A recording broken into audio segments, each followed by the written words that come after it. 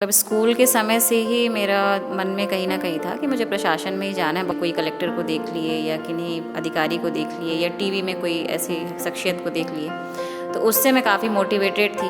Job करते करते exams की तैयारी करना, तो आप समय प्रबंधन कैसे किया करती थी? कई सारे एस्पिरेंट के मन में डाउट रहता है कि सीजी व्यापम की तैयारी करें या सीजीपीएससी की प्रिपरेशन करें, कि दोनों को एक साथ तैयारी करें, तो कैसा अप्रोच होना चाहिए एस्पिरेंट का? मैम, आपके मेंस में काफ़ी अच्छे मार्क्स आए थे। मेंस 3 दिन लगातार 2 पेपर्स लिखने होते हैं, 6-6 घंटे लिखने होते हैं, साथ ही इतने बड़े सिलेबस को कैसे याद रखते हैं? आपने काफ़ी अच्छा स्कोर किया था मेंस में, तो क्या स्ट्रैटेजी रही थी आपकी? वो एक सिनॉप्सिस डेफिनेटली मुझे बहुत यूज़फुल लगा। वो सिनॉप्सिस इन द सेंस, आप जो पढ़ रहे हो, आप जो 500 शब्द की चीज़ को पढ़ रहे हो, उसको आप 10 शब्द में आप कैसे उसको समराइज़ करोगे कि 10 शब्द आप एक बना के रख लिए कि ये टॉपिक का ये 10 शब्द इम्पॉर्टेंट है। आप एक अधिकारी बनने के लिए इंटरव्यू देने जा रहे हैं, तो आप वैसे परिलक्षित होने चाहिए कि हाँ, आप इस जगह पे आए हैं, तो आप इस वे में आप अच्छी चीज़ों को याद करिए। आप क्यों इस जगह आना चाहते हो, आपका पर्पस क्यों है इधर आने का, इससे आप किन लोगों को बेहतर कर पाओगे। किन लोगों से मतलब ये नहीं कि आप सिर्फ जन सेवा करते हो, आप एक नौकरी में आते हो तो आप अपने परिवार के लिए आप पिलर का काम करते हो।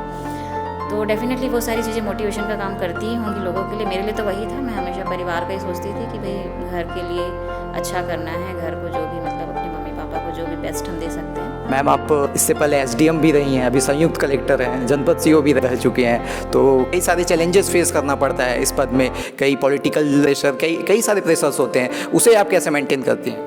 आपको हमेशा पोलाइट रहना चाहिए, चाहे वो किसी भी तबके का आदमी हो, एक गरीब से गरीब व्यक्ति हो, चाहे एक रईस से रईस व्यक्ति, कोई भी आए आपके पास, आप उसको ससम्मान बिठाइए। नहीं बिठा सकते तो खड़े हैं, खड़े रखें, आप खड़े भी रखें, तो भी आप उनसे अच्छे तरीके से पोलाइट वे में उनकी समस्या जो भी है, उनकी जो बात है उसको सुनिए, और उस पर आपके लेवल पे जो हो सकता है आप उनको सर्व करिए।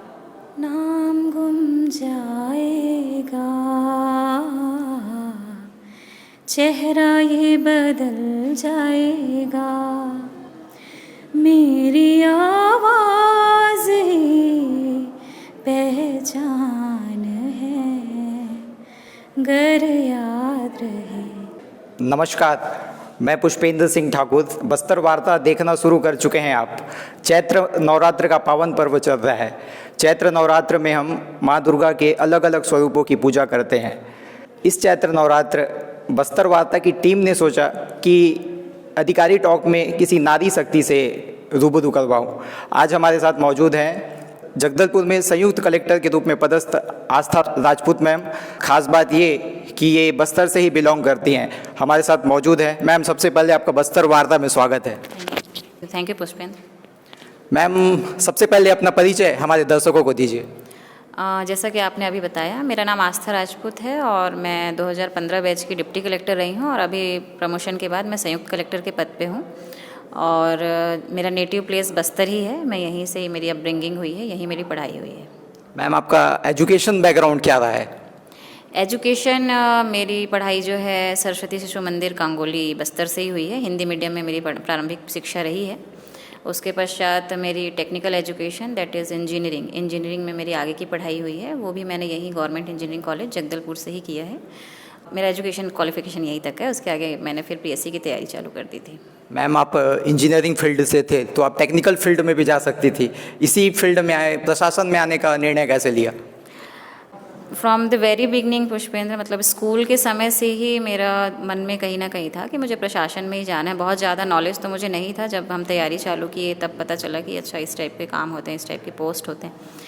बट मुझे कहीं ना कहीं ये था कि चाहे आप लाइव मॉडल्स कह लीजिए, कोई कलेक्टर को देख लिए या किन्हीं अधिकारी को देख लिए या टीवी में कोई ऐसी शख्सियत को देख लिए, तो उससे मैं काफ़ी मोटिवेटेड थी। और घर में ऐसा था कि घर में नौकरी शुदा तो काफ़ी लोग हैं, बट अधिकारी वर्ग से बहुत कम लोग हैं। तो कहीं ना कहीं मन में एक इच्छा थी कि हमको अधिकारी बनना है और लोगों को उस वे में सर्व करना है। आप शुरू से पढ़ाकू थी या बैक बेंचर थे? नहीं, शुरू से पढ़ाकू कह सकते हैं, मतलब हाँ, हमेशा मतलब अच्छे नंबर्स ही आए हैं मेरे, कभी कम नहीं आए हैं। लेकिन बहुत पढ़ाकू भी नहीं रही हूँ मैं। ऐसा नहीं कि सिर्फ पढ़ते रहो और किसी अन्य एक्टिविटी में अपने आप को शुमार ना रखें। मैं चाहे स्कूल में कोई भी एक्टिविटी होता रहा उसमें भी बाकायदा पार्टिसिपेट करती थी, और फैमिली फ्रेंड्स इनको भी अपने हिसाब से मैं समय हमेशा देती रही हूँ। जैसे आपने बताया कि अधिकारी वर्ग में शायद आप पहली हैं अपनी घर की, तो जिस दिन रिजल्ट आया काफ़ी प्राउड मोमेंट होता है वो, तो उस दिन घर वालों का क्या रिएक्शन था, उस दिन कैसा मोमेंट था, कैसा वो दिन बीता, थोड़ा शेयर करना चाहेंगे? एक्चुअली रिज़ल्ट आया उस दिन, इससे पहले मेरी जो नौकरी थी उसकी वजह से मैं दूसरे स्थान में थी, कांकेर में थी मैं, और बस पता तो था कि आज रिज़ल्ट आना है, बट हम बस नेट पे चेक कर रहे थे बार बार कि अब रिफ़्रेश कर करके कि अब आएगा अब आएगा। जब आया तो आई वॉज जस्ट, वो बहुत ही मतलब आप भूल नहीं सकते हो, आप शिवरिंग, आप एकदम थरथराने लगते हो, मतलब खुशी का जो एक मतलब वो अलग ही प्रकार का महसूस करते हो आप। घर में तो साथ में तो मेरे कोई नहीं था, मैं अकेली थी उस वक्त पे। फिर तुरंत तत्काल मैंने घर वालों से संपर्क किया, उनको बताया कि ऐसा ऐसा है और रिज़ल्ट आ गया है और अच्छे नंबर्स आए हैं और मैं इस पद में सेलेक्ट होने जा रही हूँ। तो डेफ़िनेटली बहुत खुशी का माहौल था, रात भर नींद नहीं आई थी, वो धीरे धीरे चीज़ों को पचाने में समय लगा था। फिर अल्टीमेटली डेफ़िनेटली वो तो मेरे लाइफ का सबसे मेमोरेबल डे है, मैं उसे कभी नहीं भूल पाऊँगी। 24 दिसंबर 2014। जैसा आपने बताया मैम, डिप्टी कलेक्टर से पहले भी जॉब में थे, आप कौन से जॉब में थे, और जॉब करते करते एग्ज़ाम्स की तैयारी करना, तो आप समय प्रबंधन कैसे किया करती थी? एक्चुअली मैं जैसे ही मेरा एजुकेशन कंप्लीट हुआ, इंजीनियरिंग कंप्लीट हुई, उसके तत्काल ही मैं जो है पीएससी प्रिपरेशंस में लग गई थी। तो प्रिपरेशन के दौरान ही अलग अलग वैकेंसीज निकलते रहते थे, तो उसी में मैंने असिस्टेंट मैनेजर जो उद्योग विभाग में होते हैं उनका पद निकला था व्यापम के थ्रू, तो उसके लिए मैंने अप्लाई कर दिया था।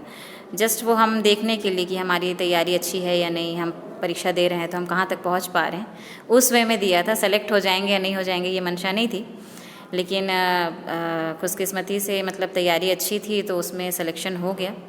और सिलेक्शन होने के बाद जब जॉइनिंग ऑर्डर आया तो मैं खुश भी हुई कि पहली नौकरी है, डेफिनेटली आप इंडिपेंडेंट होने का एक जो आपका वो रहता है कि आप आर्थिक रूप से घर वालों के ऊपर जो आप एक प्रकार का आपकी लाइबिलिटी है उसको आप कम करना चाहते हो, वो कहीं ना कहीं मुझे ये समझ आ गया था कि अब नौकरी लग गई है तो वो चीज़ें नहीं रहेंगी। तो कहीं ना कहीं अच्छा तो लगा। फिर ये भी क्षण से लगा कि मुझे आगे इस क्षेत्र में जाना है, मुझे पीएससी क्लियर करना है, डिप्टी कलेक्टर के पोस्ट पे जाना है, तो उसके लिए मुझे कहीं ना कहीं समय तो चाहिए। तो नौकरी जो है करते करते कैसे किया जाए, फिर ऐसा था कि अक्टूबर में मेरी ज्वाइनिंग का आया था, बट उसको भी कह लीजिए कि भाग्य आपका साथ दे रहा था। तो 2-3 महीने मुझे गैप मिल गया, आचार संहिता लग गया था, उस वक्त चुनाव होने थे, तो आचार संहिता की वजह से मेरी ज्वाइनिंग नहीं हो सकती थी।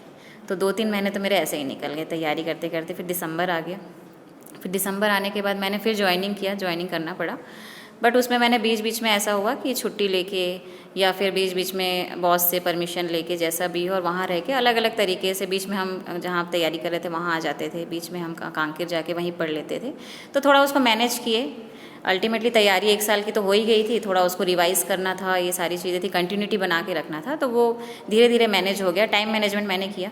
ऑफिस में डेफिनेटली कुछ समय काम करते थे, कुछ समय अपनी पढ़ाई भी कर लेते थे, जब फ्री टाइम होता था तो पढ़ाई कर लेते थे, और रात का समय और सुबह का समय तो मेरा ही था, तो वो पूरा पढ़ाई में ही मैंने लगाया।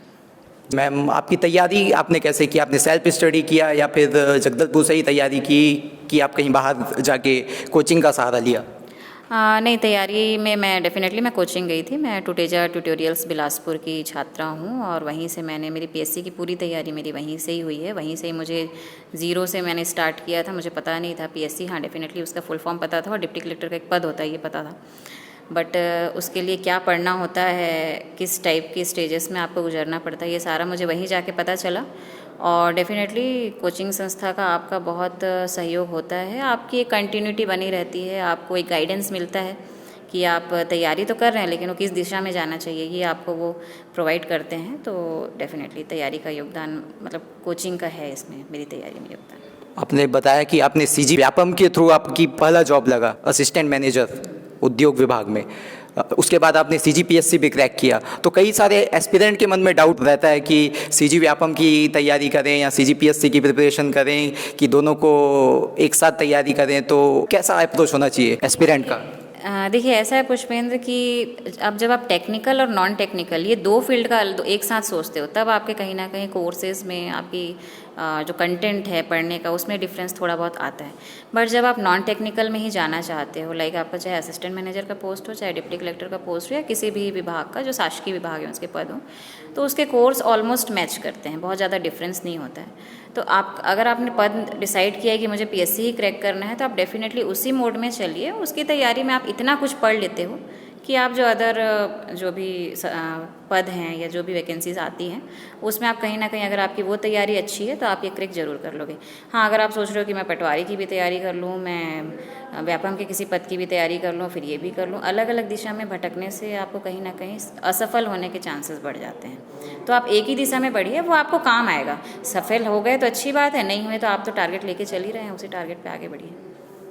मैम 3 स्टेज में सीजीपीएससी का एग्ज़ाम होता है, प्री मेंस इंटरव्यू। तो काफ़ी सारे एस्पिरेंट के मन में डाउट होता है कि पहले प्री की तैयारी करें कि मेंस की करें कि इंटरव्यू की करें कि मेंस ओरिएंटेड अप्रोच होना चाहिए। आपका कैसा अप्रोच था?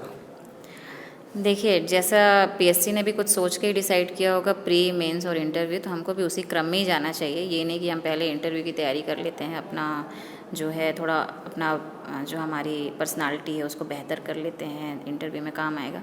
डेफिनेटली काम आता है, लेकिन जो स्टेजेस हैं उससे तो आपको गुजरना ही गुजरना है। और पीएससी तो हम शुरू से हमेशा से कहते आए हैं कि दिस इज़ काइंड ऑफ सांप सीढ़ी का खेल है।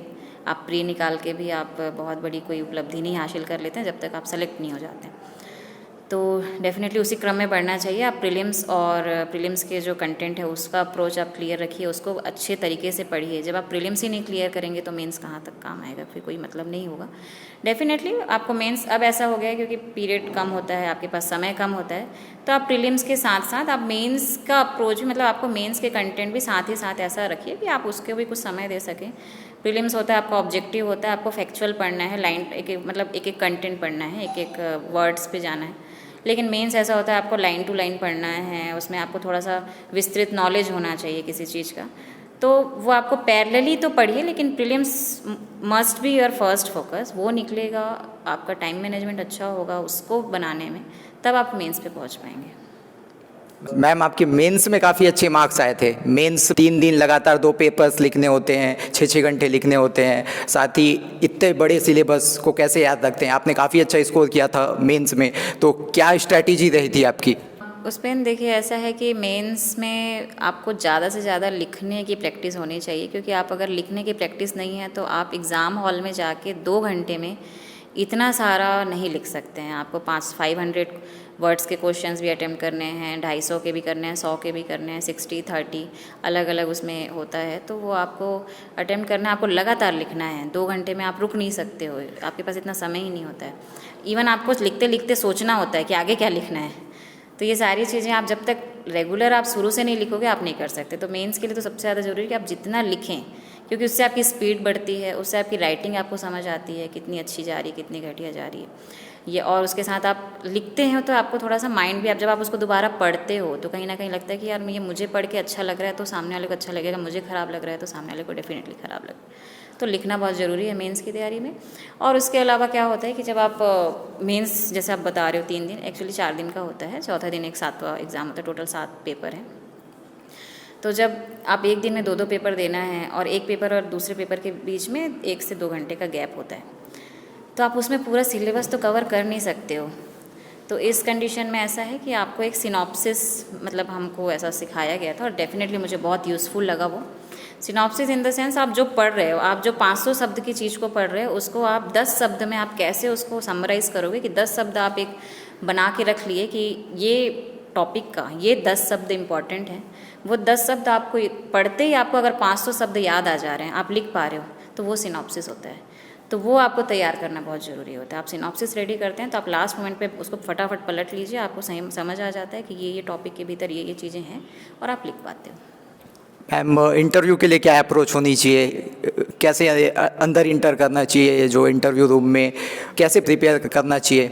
इंटरव्यू का देखिए ऐसा है कि टोटल इंटरव्यू आपके ऊपर होता है, आप किस जगह से बिलोंग करते हो, आप क्या किन चीज़ों से आप गुजर चुके हो और आगे आप जिस चीज़ में जाना चाहते हो। और डेफिनेटली जो देश और दुनिया में वर्तमान में जो परिस्थितियाँ चल रही हैं वो बेसिकली इंटरव्यू में आपको किसी भी इंटरव्यू में जाएंगे उनसे संबंधित सवाल ही आपको मिलते हैं। तो इंटरव्यू में आपको ऐसा है कि पर्सनालिटी तो डेफिनेटली देखिए आपकी जो ओरिजिनल पर्सनालिटी आप वैसे ही जाइए। स्वाभाविक सी बात है, किसी भी इंटरव्यू में किसी अधिकारी या किसी उच्च वर्गीय या मतलब किसी अच्छे लोगों के सामने आपका जाने का एटिकेट होता है। आप अच्छे कपड़े और साफ़ सुथरे कपड़े पहन के जाते हैं। अच्छे कपड़ों से मतलब महंगों से नहीं है, साफ़ सुथरे कपड़े होने चाहिए। आप एक अधिकारी बनने के लिए इंटरव्यू देने जा रहे हैं तो आप वैसे परिलक्षित होने चाहिए कि हाँ आप इस जगह पे आए हैं तो आप इस वे में आते हैं। और बाकी जो तैयारी है आप वो कोई इंटरव्यू का कोई स्टैंडर्ड नहीं है। मतलब आप उसको ये नहीं बोल सकते कि उसमें यही पूछा जाएगा या ये नहीं पूछा जाएगा। वो कहीं से भी कोई भी सवाल हो सकता है। तो आपको करंट से अपडेट होना चाहिए। आपको अपने आप को खुद को अच्छे से जानना चाहिए कि आपने जो चीज़ें लिखी हैं, आप इंटरव्यू का एक प्रोफार्मा होता है, आप पहले भरते हो तो उसमें आपने जो भी चीज़ें लिखी है, जो भी चीज़ें आप बता रहे हैं, पहली बात तो झूठ नहीं होना चाहिए। क्योंकि आप झूठ बोलेंगे तो फिर आप आगे उस पर पकड़े जाएंगे, आप उसको सही से जस्टिफाई नहीं कर पाएंगे। तो जो सही है वो आप भरिए और उसको आप अच्छे से तैयारी करिए कि अगर आपकी हॉबी कुछ है तो आप हॉबी है तो वास्तविक में आपको उसका नॉलेज। हॉबी से मतलब नहीं है कि आप जैसे कई लोग कहते हैं रीडिंग हमारी हॉबी है। रीडिंग इज़ नॉट सेंस कि मतलब आप पढ़ लिए, कोई भी चीज़ पढ़ ले रहे, वो रीडिंग नहीं होता। आप किनको पढ़ते हो, पढ़ के आप क्या सीखते हो, उनके बहुत सारे वेरिएशंस होते हैं। वो बहुत सारी चीज़ें इसमें डिफ़र करती हैं। मैम आपको इंटरव्यू में किस प्रकार के क्वेश्चन पूछे गए थे, यदि याद हो तो? पुष्पेन, मैं फ्रैंकली बताऊँ, इंटरव्यू में मेरे बहुत अच्छे मार्क्स तो नहीं आए थे क्योंकि मेरा पहला इंटरव्यू था और मुझे इतना ज़्यादा आइडिया नहीं था। मैंने कभी इंटरव्यू नहीं दिया था किसी भी एग्ज़ाम के लिए। मतलब पीएससी मेरा पहला एग्ज़ाम था। तो मुझे इंटरव्यू में, मैं चूँकि बस्तर से हूँ तो मुझे यहाँ की जो परिस्थितियाँ हैं, LWE एरिया है, नक्सलिज़म को लेके सवाल हुए थे। मेरी पहली नौकरी जो मैं उस समय पैरेलल उस टाइम में नौकरी में थी, मैं असिस्टेंट मैनेजर के पद पे इंडस्ट्री डिपार्टमेंट में। तो मुझे उससे रिलेटेड सवाल भी हुए थे कि किस टाइप के पॉलिसीज़ होते हैं और राइस मिल वगैरह को लेके, क्योंकि वो उससे संबंधित होता है। तो वो सारे क्वेश्चंस थे। फिर मुझे महिला थी तो महिला से रिलेटेड कुछ क्वेश्चंस थे, वो किए गए थे। कुछ हिस्ट्री के रिलेटेड क्वेश्चन भी थे। मतलब कोई आप उसका एक एरिया नहीं बोल सकते। एक्सपर्ट जो सामने बैठा है, या तो उनकी एक्सपर्टीज़ जिसमें है वो उससे पूछते हैं, या उनको आपके बायोडाटा देख के लगता है कि ये इससे पूछा जाए तो वो पूछ लेते हैं। तो आप उसका कोई एक निर्धारित पथ नहीं होता है। वो इंटरव्यू आप कहीं भी जा सकते हैं, हाँ, बट आपके ऊपर क्षमता है। अगर आप किसी चीज़ में स्ट्रांग हैं और सामने से आपको अगर पूछा जाता है कि बताइए आपसे क्या पूछा जाए, तो आपको डेफिनेटली एक आंसर करना चाहिए जिसमें आपको पता है कि इसमें अगर मुझे 10 सवाल पूछा जाए तो मैं 11 का जवाब दे सकता हूँ। तो वो क्या, डेफिनेटली आप इंटरव्यू को अपनी दिशा में मोड़ सकते हो। और इंटरव्यू को अपनी दिशा में मोड़ना मतलब एक बहुत बड़ा अचीवमेंट होता है। मैम टाइम टेबल क्या हुआ करता था जब आप प्रिपरेशन किया करती थी, तो कितने घंटे पढ़ाई करते थे? ये क्वेश्चन हमेशा एस्पिरेंट के मन में रहता है। देखिए, हर व्यक्ति अपने आप में अलग होता है। हर किसी की बुद्धि, हर किसी का ग्रहण करने की क्षमता, ये सभी चीज़ें अलग अलग होती है। कोई स्टैंडर्ड नहीं है कि 6 घंटा पढ़ना है या 10 घंटे पढ़ना है। बट जितना पढ़ना है उसको अच्छे से पढ़ना है। मतलब ये मानना है मेरा कि आप अगर 1 घंटा भी पढ़ रहे हैं तो वो 1 घंटा इतने डेडिकेशंस का होना चाहिए, इतना उसमें समर्पित आप होने चाहिए कि वो 1 घंटा में पढ़ा आपका 1 महीने या जब तक आपका एग्ज़ाम होना है वो आपके दिमाग में बैठ जाए। वो आपको बार बार रिकॉल, मतलब आप एक बार रिकॉल करें तो तुरंत आपके दिमाग में वो छवि आ जानी चाहिए कि आपने क्या क्या पढ़ा है। लेकिन आप वही चीज़ें आप 10 घंटा 20 घंटा पढ़ तो ले रहे हैं, लेकिन कोई चीज़ें दिमाग में घुस ही नहीं रही है, तो वो कोई वैल्यू का नहीं है। तो कोई स्टैंडर्ड टाइम नहीं है, उतना ही पढ़िए जितना दिमाग आपका ग्रहण कर सकता है, चाहे वो 2 घंटा हो। कई लोग का होता है, जैसे मैं ही 1 घंटा पढ़ती थी, फिर 10-15 मिनट में इधर उधर थोड़ा घूम लेती थी, फिर 1 घंटा का पढ़ती थी, और ज़्यादा से ज़्यादा मैं 6 से 8 घंटे मेरे मैक्सिमम थे। मैं कभी भी 10 या 18 घंटा मैं नहीं पढ़ सकती, इसलिए मैं नहीं पढ़ती थी। मैम तैयारी के दौरान कभी ऐसा लगा कि नहीं हो पाएगा? तैयारी के दौरान अपने आप को मोटिवेट आप कैसे रखती थी, अपने आप को बूस्टअप कैसे किया करती थी? किस्मत से ऐसा कभी फील नहीं हुआ कि तैयारी के दौरान मुझे कभी भी लगा कि मुझसे नहीं हो पाएगा या मैं इसे छोड़ दूँ यहाँ पे। हाँ, जिन लोगों के सिलेक्शंस तुरंत नहीं होते हैं या 3-4 अटैम्प्ट हो जाते हैं फिर भी नहीं होते हैं, तो उनको तो डेफिनेटली वो डीमोटिवेट होते ही होंगे। तो उन कंडीशंस में उनके लिए कुछ अलग होगा, मोटिवेशन का जरिया कुछ अलग होगा। लोग अपनी फैमिली को याद करते हैं, अपनी फैमिली कंडीशंस को याद करते हैं। बट प्रेशर में कभी भी कोई डिसीजन नहीं लेना चाहिए। आप अच्छी चीज़ों को याद करिए, आप क्यों इस जगह आना चाहते हो, आपका पर्पस क्यों है इधर आने का। इससे आप किन लोगों को बेहतर कर पाओगे, किन लोगों से, मतलब ये नहीं कि आप सिर्फ जन सेवा करते हो। आप एक नौकरी में आते हो तो आप अपने परिवार के लिए एक आप पिलर का काम करते हो। तो डेफ़िनेटली वो सारी चीज़ें मोटिवेशन का काम करती ही होंगी लोगों के लिए। मेरे लिए तो वही था, मैं हमेशा परिवार का ही सोचती थी कि भाई घर के लिए अच्छा करना है, घर को जो भी, मतलब अपने मम्मी पापा को जो भी बेस्ट हम दे सकते हैं वो इसी तरीके से दिया जा सकता है। तो वो मेरे लिए एक हमेशा मोटिवेशन का मेरे लिए काम किया है। और कभी ऐसा तो नहीं आया कि नहीं करना है पीएससी या छोड़ देना है, वो चीज़ें कभी भी दिमाग में नहीं आई। मैम कई एस्पिरेंट होते हैं सामाजिक जिम्मेदारी में ज़्यादा बन जाते हैं, घर की शादी, अन्य बर्थडे पार्टी, अन्य चीज़ों में अपना समय ज़्यादा बिताते हैं। आप कैसा किया करती थी जो फंक्शन हुआ करते थे घर के, नेगलेक्ट किया करती थी या? देखिए, मेरे समय के ऊपर डिपेंड करता था। अगर मेरे एग्ज़ाम्स हैं अपकमिंग या फिर मुझे कुछ ऐसा चीज़ें करना है, मेरे टेस्ट है, एग्ज़ाम है, तो वो उससे मैं इन चीज़ों के नाम से नहीं छोड़ती थी। बट हाँ, मुझे पता है कि मुझे ही पढ़ाई करनी है और उस बीच में ये चीज़ आया है और कोई वर्क इस बीच में नहीं है, मेरा कोई एग्ज़ाम या कोई और चीज़ें नहीं है, तो मैं डेफिनेटली फैमिली फंक्शंस या जो भी है मैं अटेंड करती थी। मैं मॉल्स वगैरह भी घूमने जाती थी, मूवी भी देखती थी मैं। भाई, दिमाग को आपको शांत रखना ज़रूरी है। आप अदर एक्टिविटी में नहीं रहोगे तो आप पढ़ के दिमाग फिर बस्ट आउट होने लगता है। तो मैं ऐसा नहीं है कि मैं फंक्शंस वगैरह सारे अटेंड करती थी। मैं टाइम मैनेजमेंट उसी में था। बस मेरा ये रहता था कि मेरा ये 1 या 2 घंटा जो इस चीज़ में मेरा मतलब ख़राब हुआ है कह लीजिए, या फिर जो इस चीज़ में पढ़ाई में नहीं दे पाई हूँ, उसको मेरे को कवर अप कर लेना है। मतलब अगर मुझे ऐसे 1-2 घंटे में अगर मुझे ये 4 टॉपिक कवर करने तो ये 4 टॉपिक मेरे को समय पे कवर कर लेना है। तैयारी के दौरान और अभी जॉब के दौरान भी आप खाली समय में क्या करना पसंद करती हैं? आपका स्ट्रेस बूस्टर क्या है? जॉब के दौरान तो ऐसा है, तैयारी के दौरान तो ऐसा था कि तैयारी के दौरान इतना समय ही नहीं मिलता था कि हमको टाइम पास करना पड़े। स्ट्रेस बूस्टर ऐसा था कि मैं गाने सुन लेती थी। गाने सुनना मुझे बहुत पसंद है। रेडियो और गाने ये सब मैं डेफिनेटली सुनती थी, आज भी सुनती हूँ। गाने सुनना मेरा ऑल टाइम फेवरेट है। और इसके अलावा जैसे मैंने बताया, मैं कभी फ्रेंड्स वगैरह के साथ थोड़ा बहुत मार्केट या मॉल्स वगैरह चले जाते थे, तो वो थोड़ा सा कहीं ना कहीं दिमाग आपका रिलैक्स हो जाता है। और अभी सर्विस में आने के बाद तो ऐसा है कि समय कम ही मिलता है, तो घर पे ही रहें अच्छा लगता है। और घर पे भी रह के मेरा ये है कि मैं कोशिश करती हूँ थोड़ा बहुत अपने फ़िटनेस को लेके सजग रहूँ, तो थोड़ा बहुत हम जिम विम या फिर ऐसे चले जाते हैं, गाने सुन लेते हैं। थोड़ा बहुत आजकल OTT प्लेटफॉर्म आ गया है तो वेब सीरीज़ वगैरह देख लेते हैं। मैम आप इससे पहले एसडीएम भी रही हैं, अभी संयुक्त कलेक्टर हैं, जनपद सीओ भी रह चुके हैं, तो कई सारे चैलेंजेस फेस करना पड़ता है इस पद में। कई पॉलिटिकल प्रेशर, कई सारे प्रेशर्स होते हैं, उसे आप कैसे मेंटेन करती हैं? अलग अलग पद का अलग अलग दायरा होता है, अलग अलग कार्य होता है उसका, और आपको उस पद के अनुरूप अलग अलग लोगों से डील करना पड़ता है। तो डेफ़िनेटली कभी शुरुआत में समस्या आती थी, हम उतना ज़्यादा नहीं समझ पाते थे कि मतलब चीज़ों से लोगों से डील कैसे करना है, किनका क्या पद है, उनको किस वे में तवज्जो देना है। फिर वो शुरू में हम ऐसा भी होता है ना, लड़कपन होता है, तो हम ज़्यादा सोचते हैं कि नहीं, थोड़ा सा अब हम तो यहाँ आ गए, हम क्यों किसी की सुने। तो ये भावना नहीं आनी चाहिए कभी भी। तो वो मैंने नौकरी के दौरान मैंने सीखा कि भाई आपको हमेशा पोलाइट रहना चाहिए, चाहे वो किसी भी तबके का आदमी हो, एक गरीब से गरीब व्यक्ति हो, चाहे एक रईस से रईस व्यक्ति, कोई भी आए आपके पास, आप उसको ससम्मान बिठाइए। नहीं बिठा सकते तो खड़े हैं, खड़े रखें, आप खड़े भी रखें, तो भी आप उनसे अच्छे तरीके से पोलाइट वे में उनकी समस्या जो भी है, उनकी जो बात है उसको सुनिए, और उस पर आपके लेवल पे जो हो सकता है आप उनको सर्व करिए। नहीं हो सकता है तो आपके अपर अथॉरिटी के लेवल पे हो सकता है तो उनको सूचित कर दीजिए, और नहीं हो सकता है तो उनको बहुत ही कामनेस से और शांति तरीके से उनको आप बता दीजिए कि ये प्रावधान है और ये काम नहीं किया जा सकता इस वजह से।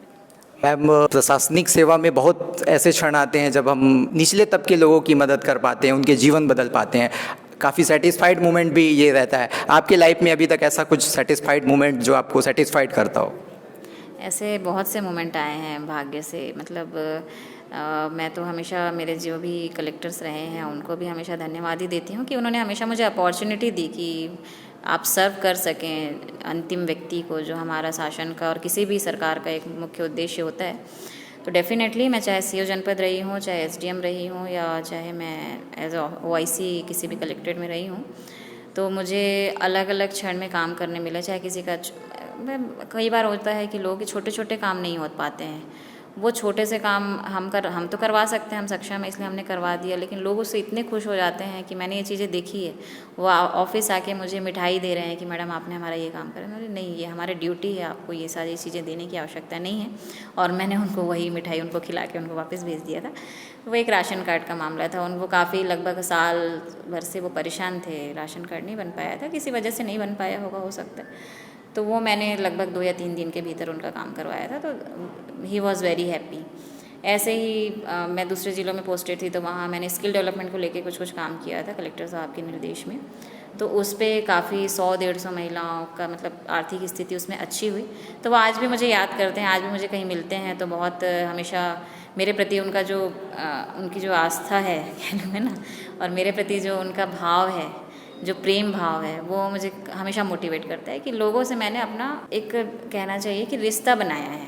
इस पूरे दौर में मैंने एक ऐसा रिश्ता बना लिया कि वो आज भी मुझे देखते हैं तो वो मुझे एक मैडम ने हमारे लिए ये किया करके ऐसा याद करते हैं, तो डेफिनेटली खुशी होती है, अच्छा लगता है कि हम जिस क्षेत्र में आना चाहते थे, जिस पर्पस से आना चाहते थे, वो कहीं ना कहीं छोटे रूप में फुलफिल तो हो रहा है। मैम आप काफ़ी अच्छा गाना भी गाती हैं, तो 2 लाइन गुनगुनाना चाहेंगी? गाना बहुत अच्छा तो नहीं गाती हूँ, हाँ, लेकिन मेरा शौक़ है तो गुनगुना लेती हूँ थोड़ा बहुत, 2 लाइन ही गा दूँगी। नाम गुम जाएगा, चेहरा ये बदल जाएगा, मेरी आवाज़ ही पहचान है, गर याद रहे। मैम जो सरकार भी है आजकल महिलाओं को काफ़ी आगे कर रहा है। निचले तबके में यदि हम देखें तो अब राशन कार्ड में भी जो मुखिया हैं वो महिलाएं होती है, प्रधानमंत्री आवास जो बनती है उसमें भी महिला के नाम से अलॉटेड होती है। कई सारी महिलाएं हैं जो काफ़ी सारी परेशानियां होती है। बस्तर ट्राइबल एरिया मतलब अधिकारियों से अपनी जो समस्या है उसे अवगत कराने के लिए डरते हैं, तो आप क्या कहना चाहेंगी मैम? आप पुष्पेंद्र देखिए, ऐसा है कि आज से मैं कुछ साल पुरानी बात करूं, अगर 20 साल पुरानी बात करूं तो डेफिनेटली ये चीज़ें तो थी, बट आज जैसे जैसे समय के साथ मुझे सर्विस में लगभग 8 साल से ऊपर हो गया है, तो मैं चीज़ों को देखती हूँ तो मुझे समझ आता है कि नहीं, आज तो महिलाएं या कोई भी कह लीजिए, कोई भी ग्रामीण जो भी है, वो अपनी बात रखने से संकोचाते नहीं हैं। उनको प्लेटफॉर्म्स बहुत मिल रहे हैं।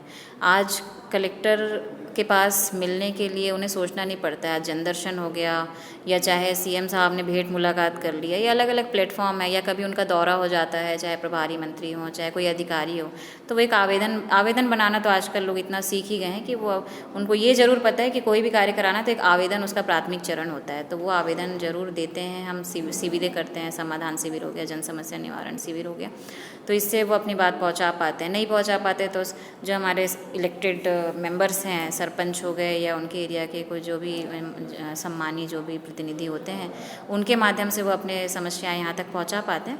तो 100% तो चीज़ें हर हम तक नहीं पहुँच पाती होंगी, लेकिन डेफिनेटली मुझे ऐसा लगता है कि पहले के कंपैरिजन में और आज में बहुत सारी समस्याएं हों, चाहे कोई भी मांग हो, वो हम तक पहुँच रहा है, और उसको हम एज मच एज़ पॉसिबल उस पर अपन डिलीवर करने की कोशिश कर रहे हैं। मैम छत्तीसगढ़ ही नहीं, हर स्टेट पीएससी करने वाले शख्स का सपना होता है कि वो डिप्टी कलेक्टर बने। आप डिप्टी कलेक्टर से अभी प्रमोट हो गए हैं, क्या प्रमोशन चैनल होता है डिप्टी कलेक्टर का? क्या कुछ सुविधाएं मिलती है डिप्टी कलेक्टर को? अक्सर लोगों के मन में एक जिज्ञासा होती है जानने की।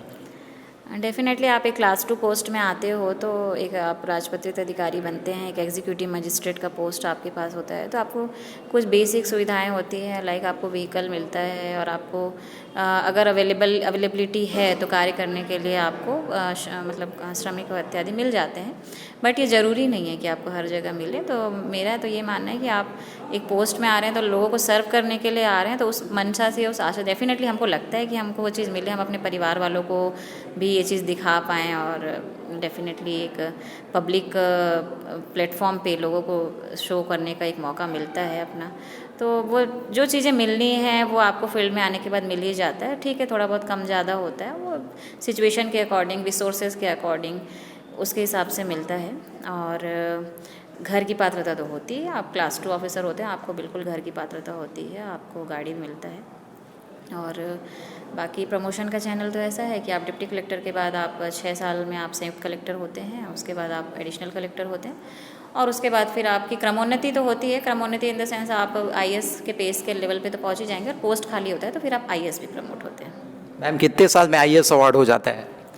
अब जनरली हम जो देख रहे हैं अभी पोस्ट वैकेंट है, उसके हिसाब से लगभग 15 से 20 साल लग रहा है किसी भी व्यक्ति को। अब वो आगे के जो बैचेस से आगे के लोग हैं, वो टोटल पोस्ट के ऊपर डिपेंड करता है पुष्पेंद्र, कि आपके पोस्ट कितने वैकेंट है, पदोन्नति के पोस्ट कितने वैकेंट हैं, उस हिसाब से वो खाली होगा तभी तो आप भर पाएंगे तो वो ऐसा डिपेंड करता है।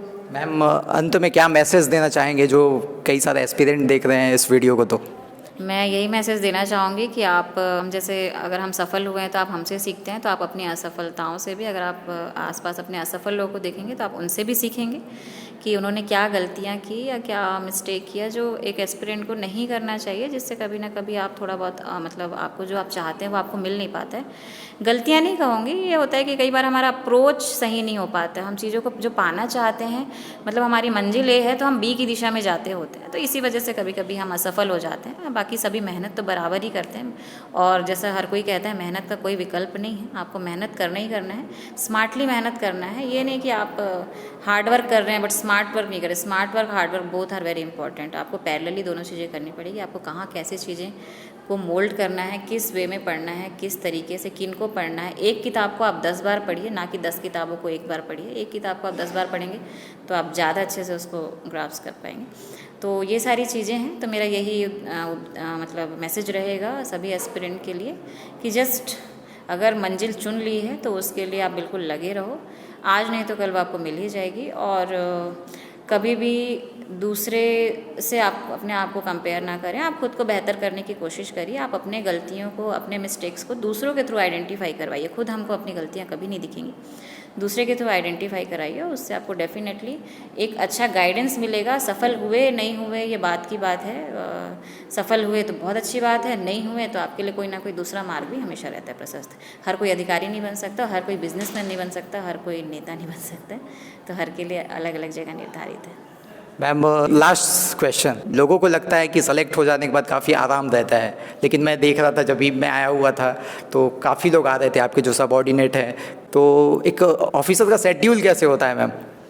देखिए, अगर आप ये सोच के आना चाह रहे हैं नौकरी में कि इसके बाद आराम ही आराम रहेगा, तो मैं रिक्वेस्ट करूँगी कि आप मत आइए नौकरी में, क्योंकि आप यहाँ लोगों को सर्व करने आ रहे हैं। और यहाँ आपकी जो शासकीय सेवक की एक नौकरी होती है वो 24 घंटे की होती है, 10 से 5 की नहीं होती। और अगर आप एक अधिकारी के पद में आ रहे हैं तब तो बिल्कुल आप 24 घंटे आप शासन के प्रति, आप शासन के सेवक हैं।